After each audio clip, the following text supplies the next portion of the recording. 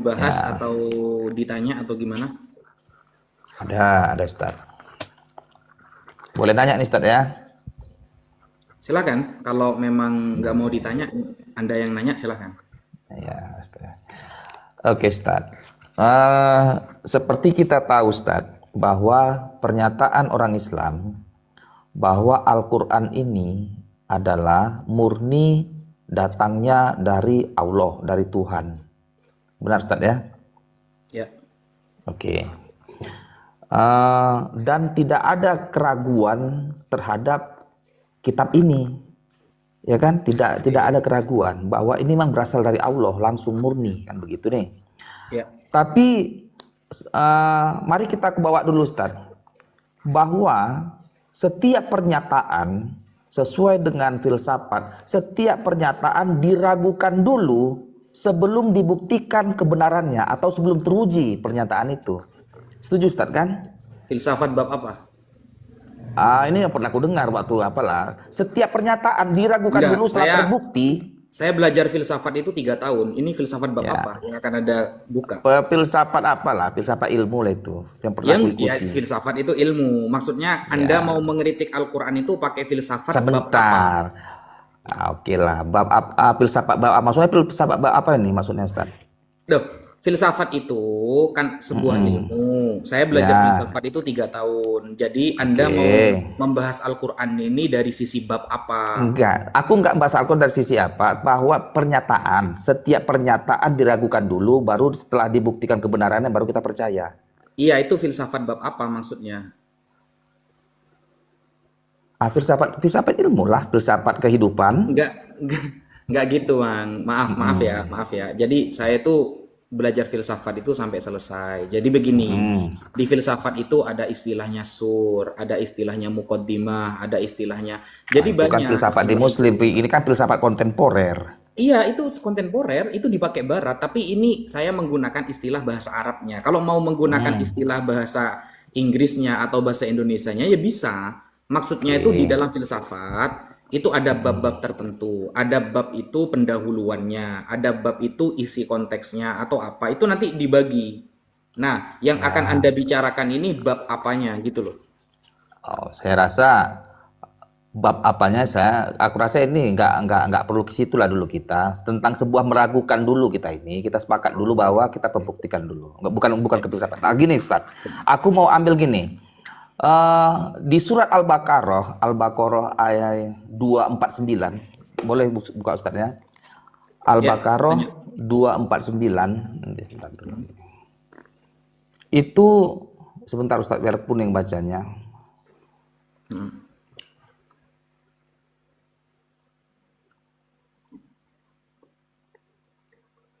Di situ Ustaz ada kisah tentang Talut, Jalut dan Daud. Ini agak apa pula nih? Sebentar aku baca Al-Baqarah Ustaz ya. ayat 200 249. 249. Ya. Maka, ini aku baca Ustadz ya, karena aku yang bawakan apanya terjemahan. Gak apa-apa kalau nggak aku baca Arabnya Ustadz ya, karena aku nggak bisa baca bahasa Arab ya. Aman. Maka, ini ayatnya itu 249. Maka ketika Talut keluar membawa bala tentaranya, dia berkata, sesungguhnya Allah akan mengujimu dengan sebuah sungai. Dengan sebuah sungai katanya, maka siapa yang meminum airnya, sesungguhnya dia tidak termasuk golonganku. Siapa yang tidak meminumnya, sesungguhnya dia termasuk golonganku, kecuali menciduk seciduk dengan tangan, ini dia, dengan tangan, akan tetapi mereka meminumnya kecuali sebagian kecil di antara mereka. Ketika dia Talut dan orang-orang yang beriman bersamanya menyeberangi sungai itu, mereka berkata, kami tidak kuat lagi pada hari ini melawan Jalut dan bala tentaranya. Oke. Mereka yang meyakini bahwa mereka akan menemui Allah berkata, betapa banyak kelompok kecil mengalahkan kelompok besar, ada kelompok kecil mengalahkan kelompok besar. Oke. Dengan izin Allah, Allah bersama orang-orang yang sabar. Ustadz, aku mau tanya Ustadz, kisah ini, Talut ini siapa Ustadz? Ya namanya Tolut. Talut ini gini Ustadz, Talut ini mirip dengan kisah Saul, Daud dan Goliat. Apa kira-kira cocok Ustadz? Kalau Saul dan Goliat, iyalah mirip, oke lah. Oke, karena aku baca ayat di belakangnya pun, Talut ini raja Israel, raja Bani Israel, maka sangat cocok Talut adalah Saul, ya kan? Jalut adalah Goliat dan Daud adalah Raja Daud. Oke. Oke, Ustadz ya. Oke. Ustadz, sebenarnya kisah ini ada menjadi anomali keanehan. Kenapa aku bilang keanehan Ustadz? Kisah ini sebenarnya bukan kisah Saul. Kisah Saul di Alkitab, di perjanjian lama tidak ada berbicara tentang membawa tentara Israel menuju sungai untuk meminum begini. Kisah meminum bala tentara Israel untuk merebut kota Midian itu ada di cerita Gideon. Mari kita buka Hakim-Hakim 7 ayat 14. Kisah ini kisah Gideon, bukan kisah Saul. Tetapi kenapa di Al-Quran kisah Gideon masuk menjadi kisah Saul? Ada salah, kenapa ada salah tulis ini? Salah kisah dia ini. Mari kita buka Hakim-Hakim. Bentar Ustaz ya.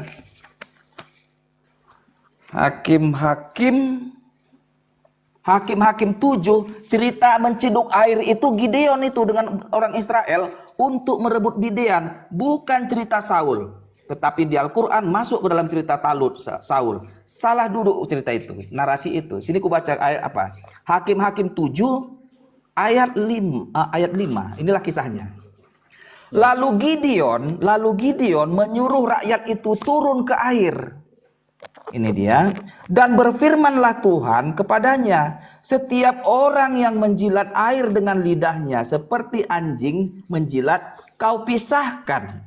Demikianlah juga setiap orang yang berlutut dan meminum. Dipisahkan ini, yang minum ini. Orang-orang yang menjilat air itu membawa tangannya ke mulut. Ini, Gideon ini membawa tangannya ke mulut. Berjumlah 300 orang. Ini.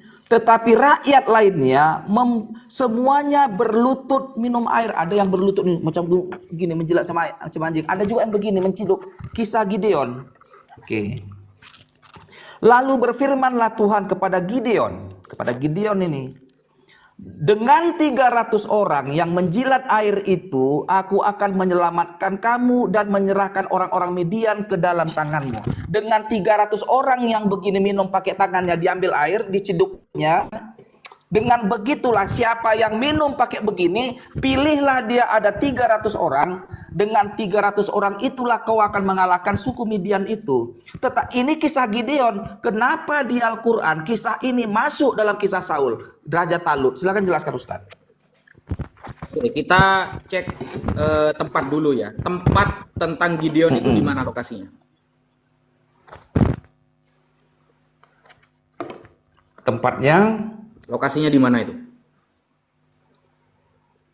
di Bukit More, di lembah ini.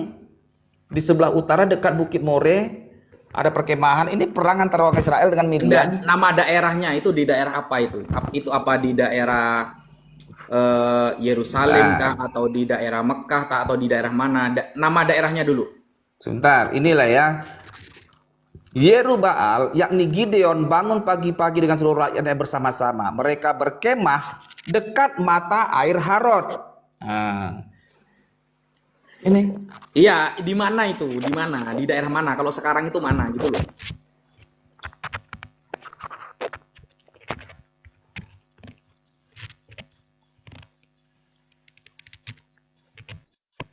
Apa hubungannya ke situ, Ustaz?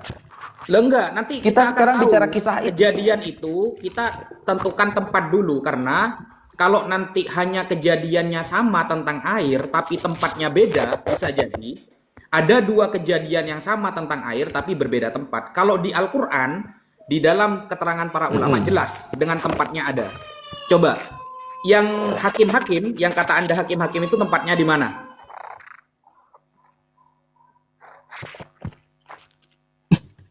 Langsung macet Bang Dongking. Bentar. Aduh. Oke, kalau di sini dikatakan di Median kuno diyakini terletak di barat laut semenanjung Arab. Oh beda berarti. Bukan itu Teluk berarti yang Aqaba, cetakan ini dia. Al-Quran, Bang. Oh sebentar. Oke, sekarang Kalau semenanjung Arab mana itu ceritanya? umum, terlalu umum. Jadi gini Bang, kalau Sekarang jadi begini Ustadz. saya Dari jelaskan dulu mana ya, kan butuh jawaban saya. Oh, silakan. Butuh jawaban saya kan. Silakan. Jadi gini Bang, tadi Abang di awal, saya kan cukup keren kan. Abang di awal kan cukup keren mengatakan kita mau mengkritik pakai filsafat kan begitu. Saya kira Abang akan benar-benar pakai filsafat, ternyata kan nggak sama sekali gitu. Karena begini, ketika Abang mulai menyamakan kasus Saul dan hakim-hakim, lalu seolah-olah Al-Quran ketika seolah-olah Al-Quran itu niru kisah itu dan salah, itu Anda sudah menggunakan logical fallacy. Salah cara berpikir Bang. Logical fallacy itu ada beberapa. Salah satunya namanya false cause. False cause itu artinya ada dua kejadian yang mirip, lalu seolah-olah kejadian yang kedua itu niru kejadian pertama. Langsung diklaim seolah-olah niru. Itu Anda sudah menggunakan logical fallacy di sana. Ingat Bang, Al-Quran itu berdiri sendiri. Tidak sama dengan kitab Abang. Kitab Abang, tanpa perjanjian lama, Yesus tidak akan pernah jadi Tuhan. Semua cerita di perjanjian baru akan sia-sia tanpa ada kitab orang Yahudi. Kalau kita nggak butuh Bang. Kita nggak butuh kitab Yahudi. Kita nggak butuh kitab perjanjian lama, perjanjian baru, nggak butuh. Al-Quran berdiri sendiri. Sehingga ketika Al-Quran menceritakan sebuah kisah, itu dengan tempatnya dijelaskan oleh para ulama. Sehingga ini ya, ini tempatnya langsung dijelaskan Bang. Anda kalau bisa menjelaskan kedua Coba terangkan di mana. Ini ya, kita langsung baca keterangan para ulama, para pakar. Nih ya, Anda buka di dalam Tafsir Ar-Razi yang ditulis oleh salah satu pakar sejarah namanya Imam Fakhruddin Ar-Razi. Nah, tempat bahwa kasus tentang Tolut dan Jalut yang masalah air ini ya. Ini ada di mana? Wa huwa qaulu Ibni Abbas was-Sudi annahu nahru Palestin. Ini ada di daerah Yerusalem. Di daerah Yerusalem. Jelas. Nah, sehingga tepatnya ada di mana? Annahu nahrun baina Urdun wa Palestin. Jadi ada sungai yang memisah antara daerah Urdun dengan Palestina. Dari kejadiannya saja, itu sudah beda banget dengan kitab Abang. Makanya saya di awal mengatakan, oke lah kalau Abang mau menyamakan ini dan itu, oke dulu. Saya pengen tahu narasinya setelah itu. Saya pengen tahu narasinya. Wah, Abang menunjukkan tempatnya aja gak bisa. Lalu mengatakan nggak bisa gitu. Nggak bisa. Tunggu dulu. Ini kasus, tunggu dulu bagian Ustaz. saya kan. Ini kan peristiwa saya, kan? ini sangat mirip.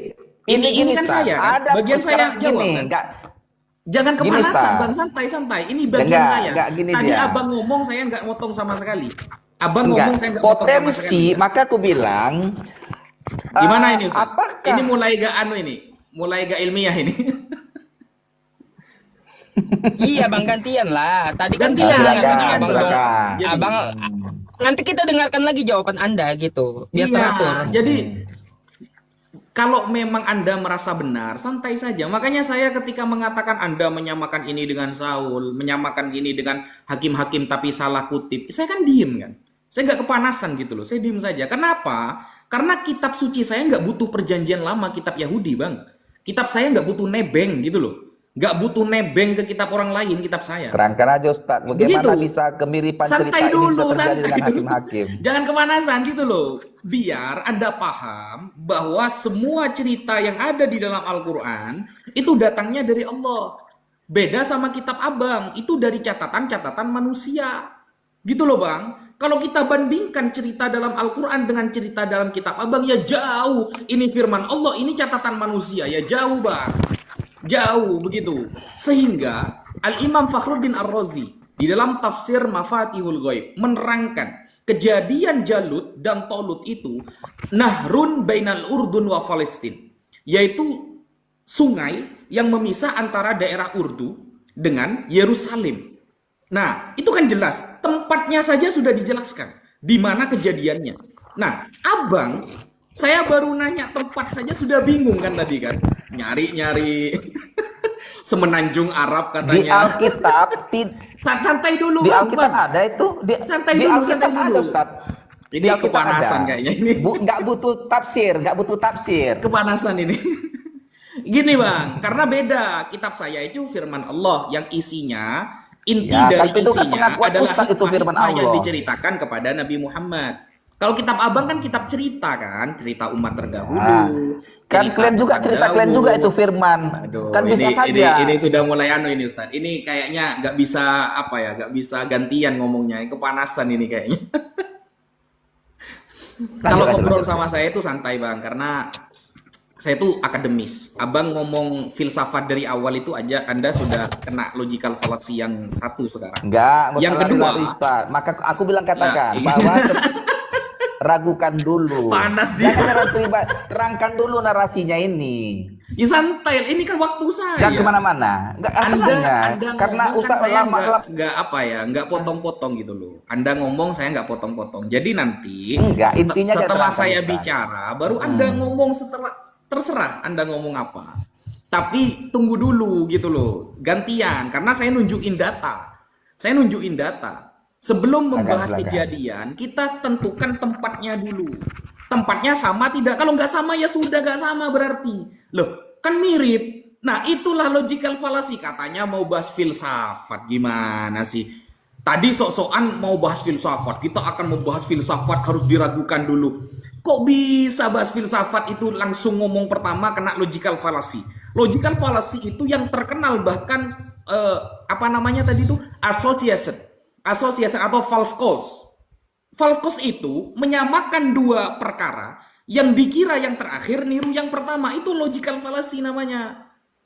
Anda sosokan di awal mau bahas filsafat, Pak, meragukan. Saya minta tempatnya aja Anda mengatakan semenanjung Arab, itu kan sudah bingung Anda itu. Kok bisa ada semenanjung Arab, itu luas sekali. Semenanjung Arab. Jadi tolong Bang, jadi jangan pernah samakan Al-Quran dengan kitab Anda. Mohon maaf ya, mohon maaf. Kitab saya 30 juz isinya firman Allah. Kitab Anda setebel-tebelnya itu isinya catatan orang. Orangnya pun nggak jelas. Misalnya kita mau bener-bener ilmiah sekarang. Saya minta sanad pengabaran tentang cerita di Hakim dengan cerita di Al-Quran. Kita buktikan sanad pengabarannya, siapa yang sampai kepada Nabi Muhammad dan siapa yang sampai kepada kasus pertama itu terjadi. Saya minta sanad misalnya sekarang, sanad pengabarannya, mata rantai pengabarannya, bisa nggak Anda mempertanggungjawabkan yang di Hakim dengan yang kisah Goliat? Saya akan menunjukkan data itu sekarang, tetapi Anda juga harus menunjukkan data itu mata rantai pengabaran. Kalau nanti kita ternyata ketemu siapa yang salah, nah, di sanalah baru bisa mengklaim, oh Anda yang benar, saya yang salah. Kalau cuma hakim-hakim tulisan orang, Samuel tulisan orang, mau dibandingkan sama Al-Quran yang tulisan yang langsung firman dari Allah, ya gak bisa Bang. Ditanyain tempatnya aja Anda bingung loh.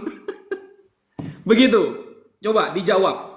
Kita sama-sama buktikan sanad mata rantai pengabaran tentang dua cerita antara Al-Quran dengan yang hakim-hakim. Siapa yang benar? Coba dijawab Bang. Ayo. Lo kok diem? Mic-nya Bang, mic-nya Bang. Mic-nya. Mic. Kita jangan kesanat kemana-mana, Ustadz. Jadi gini, Kan bingung kan? aku mengatakan begini ya, aku membaca kisah ini. Ya, saya simak. Silakan. Bingung kan? Kisah tentang Diminta sangat membawa bingung, bala tentara Israel. Sebentar dulu Ustadz, kita gantian.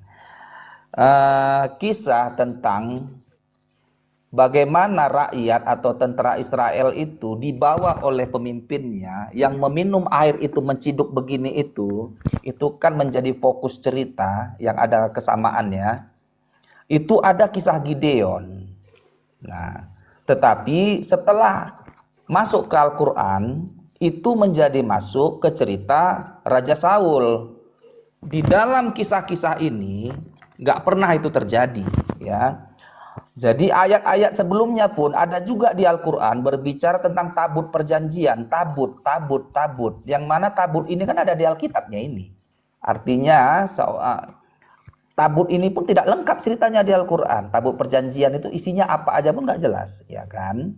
Nah, begini dia.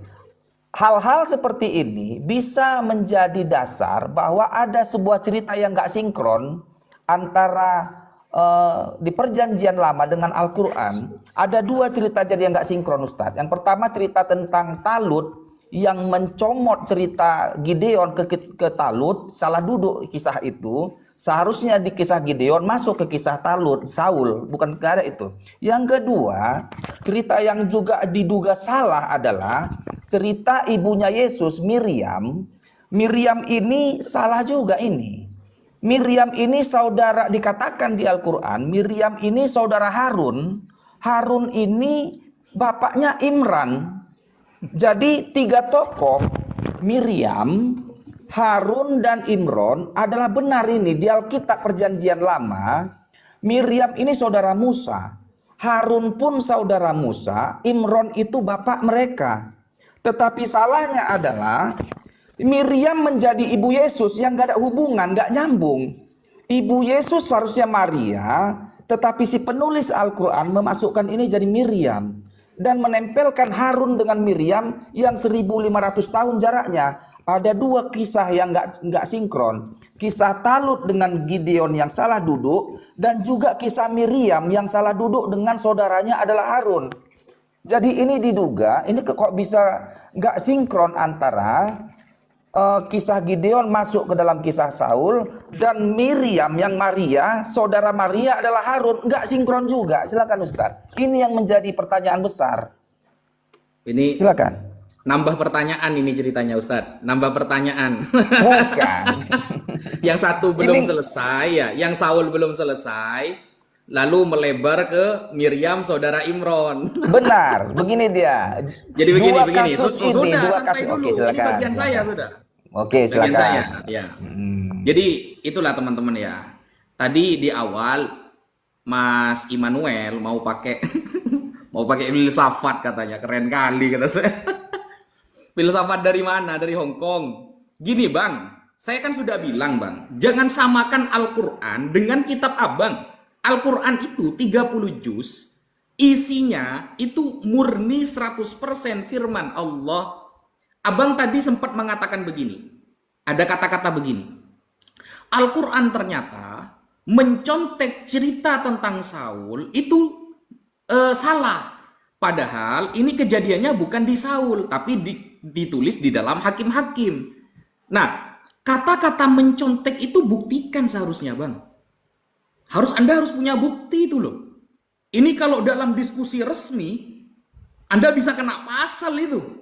Bisa kena pasal mengatakan mencontek. Buktikan Al-Quran, yang menulis Al-Quran, siapa? Salah satunya Zaid bin Thabit, Sayyidina Muawiyah, sebagai penulis Rasulullah, sebagai katib, sekretaris, pernah mencontek atau memasukkan kisah Hakim ke dalam Al-Quran baru. Bisa dibuktikan kayak gitu. Anda dengan mudahnya mengatakan Al-Quran nyontek. Buktinya apa Bang? Jangan cuma nyampah kita yang bersihin, jangan. Kalau cuma nyampah itu kita bisa Bang. Kita bisa nyampah itu. Karena saya tahu kitab Abang itu baru bisa disebut kitab suci gara-gara ada perjanjian lama. Nebeng namanya, kitab nebeng. Kalau kita nggak perlu nebeng-nebeng ke agama lain, nggak perlu.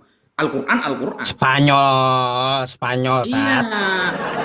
Jadi Abang mengatakan ya, Abang tadi mengatakan Al-Quran nyontek, itu harus dibuktikan loh. Saya minta bukti setelah ini loh. Buktikan kepada saya ada fakta sejarah sahabat Rasulullah memasukkan kisah Saul atau Hakim ke dalam Al-Quran. Saya minta bukti setelah ini.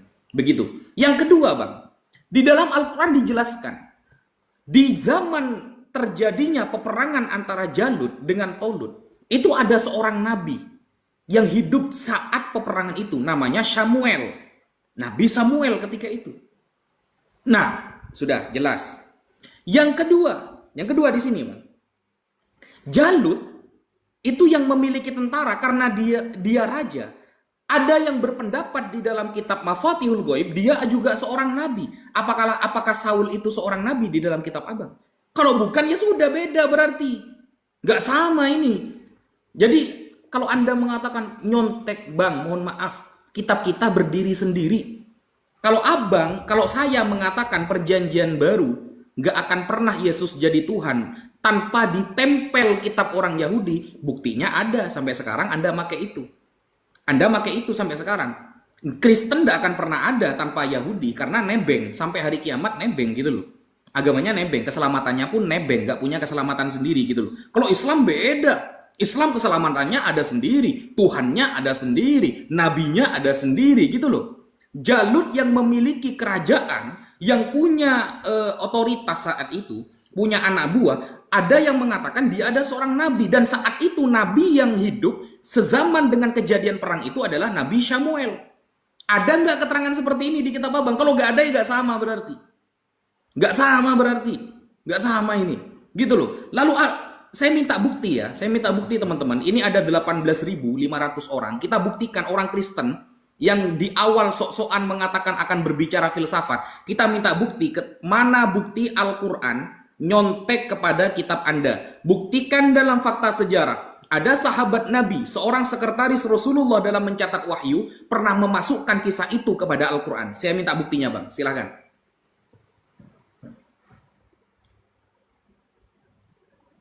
Ayo kita buktikan ini ya. Dia Suaranya Bang, berkata bohong apa enggak ini? suara. Mik. Oke, terima kasih. Jadi saya mengatakan ini kemiripan. Jadi seakan-akan Anda, Abang kisah tadi ini bilangnya mirip. nyontek. Abang bilangnya Ustaz nyontek gini, tadi. kalau kita diskusi Ustadz, janganlah kita saling memojokkan. Artinya Loh, kita kan diskusi. Abang memulai. Saya angkat sekali. Oke lah Ustadz Kalau Yusuf Abang PI, memulai, saya kayaknya angkat gitu. kurang enak ceritanya. Kita kan Lah, enggak, diskusi Abang biasanya bilang kita kan nyontek kan? enak. Kita Nggak perlu lah nyontek begini. kan? Buktikan, contekan itu. Enggak, Buktikan. aku nggak bilang nyontek Ustadz ya, gitu dia. Biar kita Direkam teman-teman diskusi ya, agar direkam enak aja nanti ya. Ustadz. Kita viralkan nanti ya, kita viralkan nanti. Oke lah Ustadz PI, kalau kayak gini Ustadz PI udah kurang enak gini diskusinya. Kalau bisa Loh. udahlah, kalau apalah. Anda di awal bilang nyontek, niru. Nggak ada. Kalau gitu udahlah Ustadz. Oke lah. Ini akan saya potong, akan saya Kurang viralkan. enak gini Ustadz. Akan saya viralkan, akan saya potong ini. Anda mengatakan nyontek. Anda harus bisa buktikan ada sahabat Nabi